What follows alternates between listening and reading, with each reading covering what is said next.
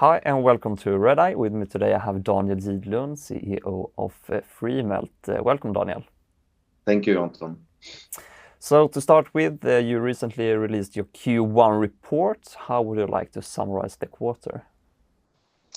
Yes, I think the first to bring up from the first quarter is that we managed to close the rights issue in a successful way. So we added a gross 90 million SEK, then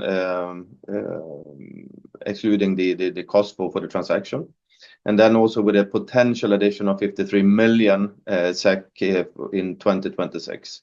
So I think this, of course, I mean, it's extremely important for us, and then something, of course, you should not take for granted these days as well. So I'm really pleased on this, so we can continue to execute on our 2030 strategy according to plan. I think also to continue on a positive note, we ended up this quarter with a record high order book, 19 million SEK versus 3 million last year, and I think this is also based on a strong momentum in all our strategic focus areas, including actually the academia customer segment. And just to mention a few of the orders included in the quarter, UKAEA, so the United Kingdom Energy Authorities, which we have worked together with for almost 2 years now, and they have actually been through from the start with a feasibility study, and then now we signed the agreement of entering into a production scalability phase with them, and the fact that they also actually purchased our industrial machine eMELT. Another prestige order, I would say, within energy is Fusion for Energy. So Fusion for Energy is actually the European part of the largest R&D fusion project globally, called ITER. So here we also will lead a specific project starting this year. And then in defense, I'm also really pleased to sign the agreement with Saab, which is the second phase. So we completed the first phase successfully, and now moving to the second. So, and I think also one important part in Q1 that is important for us as a company is also leadership. I mean, we are now scaling up our business and operation, and one of the important part is, of course, the industrialization. And here we managed now to recruit a chief technology officer, Karin Stenback, who will start now in June. So a lot of activities, but I would say really a positive start of 2025.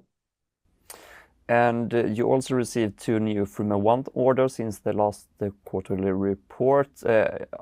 Is there anything here you would like to add? Yeah, I think if we go back to 3DMZ, it's a Dutch company. This is an innovation center based on the EM campus in Amsterdam. We actually established a collaboration with them already in 2024, and I think this is what we see now being materialized. It was actually intended to be an eMELT machine in the initial discussions last year, but due to this geopolitical turmoil that we are having, and especially an increased focus on defense and new technology development in defense, 3DMZ decided actually then to intensify the work with feasibility studies within the defense area, and they will start then by renting a Freemelt 1 machine. The other Freemelt 1 was for US, and it was for University of Alabama, which is one of the leading universities. And I think maybe just to recap, in the US, in the US industry, it actually very important to first go through the university that pretty much qualified the technology, pretty much established the recipes for the industry. So every Freemelt 1 that we bring to a university or to a research center in the US actually is one step closer to an industrial order. So University of Alabama, they focus a lot on refractory metal, which is highly suitable for our technology, and the applications is not defined, but they're critical. They are of critical interest for the US government and the US industry. And in the report, you mentioned that you will focus even more on your industrial printer. Uh, how will 2025 differ from 2024 in general for you? I think the main difference we see in 2025, I mean, I think we started to demonstrate already in 2024, and that is more paid customer projects. So, I mean, since this over the past 12 months now, we have started 28 projects, and I think we can also now start to see some sort of materialization from these projects as well. I think also the geopolitical situation that we are facing, I think we more intensively can see the increased demand for AM as such. And because I think, especially, I mean, when it comes to defense and in energy, these are two focus applications, both in EU, but also in US as well, to really quickly ramp up in new technology, but also ramp up in volumes. And AM can really serve and meet these type of demands as well. I mean, you mentioned here about the economic uncertainty and that it may actually benefit you, but are you seeing that decisions are taking longer time, or yeah? No, I wouldn't say that we see that decisions are taking longer time. No, I would say rather the opposite. I mean, again, when it comes to the industrial side, and the sense of urgency has definitely increased once again within defense and also in energy.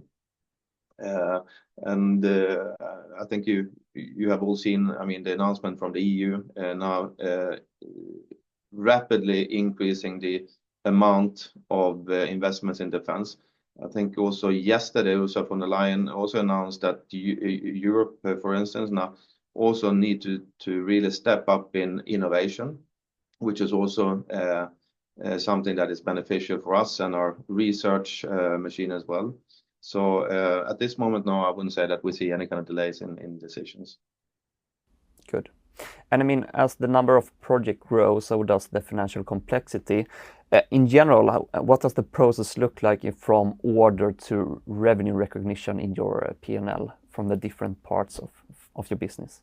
Yeah, I think this also varies. I mean, when it comes to projects, it really, I would say, depending on the type of product, but typically you get a down payment also for the projects. I mean, projects typically, I could say, vary between, let's say, 20,000 euros up maybe to 100,000 euros, and you get a down payment on a certain kind of percentage. And then in some cases of the projects, you get paid as you go, and then you get the final payment after the closure of the project. When it comes to machine sales, then we in most of the cases have a 30% down payment, and then we get 60% at delivery. And then the final 10% is when the machine has been installed and it's been signed off with a successful site acceptance test by the customer. And it's by that time the numbers goes into the P&L as well. So and I think that's quite important to keep in mind, that from an order to a successful SAT, it can vary between, let's say, 2 up to maybe 6 months before you can see the numbers into the P&L. Good.